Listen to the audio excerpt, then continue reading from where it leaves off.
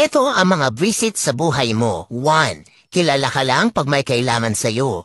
2. Kaibigan ka pag may pera ka. 3. Kahit nabigyan mo na, madamot ka pa rin. 4. Masama ang loob pag hindi mo napagbigyan. 5. Hindi marunong magpasalamat. 6. Inggitero o inggitera. 7. Nagtatago kapag siya meron.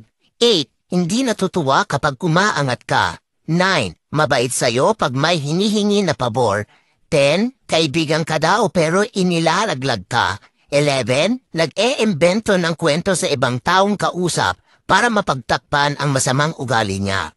Kaya lagi mong tatandaan na ang pagiging mabuting tao ay hindi basehan sa kung ano ang natapos mo o anong relihiyon mo. Nakikita ito kung papaano mo itrato ang iyong kapwa-tao. Pero minsan, kailangan mo magbago dahil hindi lahat ng tao na sa paligid mo deserve ang kabutihan mo.